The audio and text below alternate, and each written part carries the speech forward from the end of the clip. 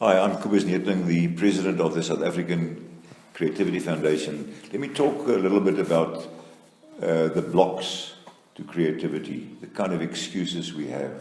And there's so many of them.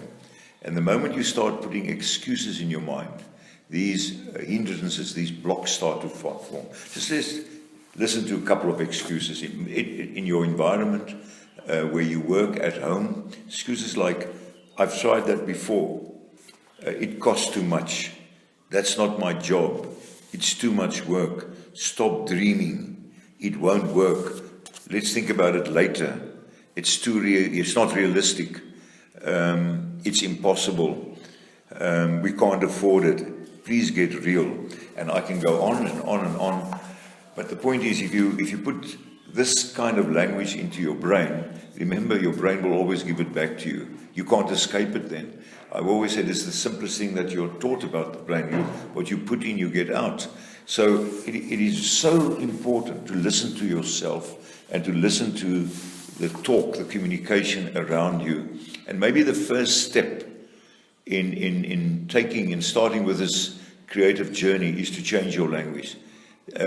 Deliberately start changing it. Look for alternatives to these excuses that you've been making for a long time. The moment you start doing that, your mind will become more open. And remember, an open mind is critical.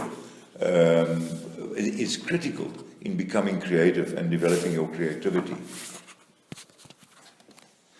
I remember sitting down one day with Sid Barnes, a very, very special human being, and one of the co-founders of Creative Problem Solving.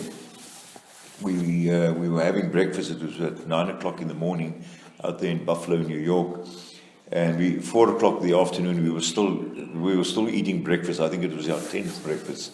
But the whole discussion was about this concept of problem, and I know there are problems to be solved, but we. Like the excuses we make, we fill our brains with problems all the time. We sit in a meeting, for instance, and then we put problems on the table. So it is problem talk, and then your brain kind of, gives you problems back all the time. And so in that discussion with this wonderful creativity pioneer, the idea came up that instead of talking about problems all the time, we should shift to opportunity. Kind of use that language and move away from the focus on the problem so that your brain goes into an opportunity mode of thinking. And Sid Barnes called it opportunity finding. Move away then from problem finding and move to opportunity finding. It is really a totally different sort of approach to life and to everything else. And I remember working with children when we moved, and we trained them how to move from problem to opportunity.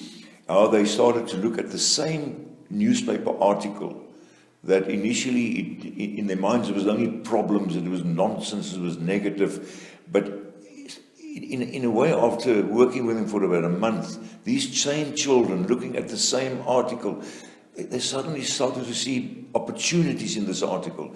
They saw differently. It was the same article, but these children were different.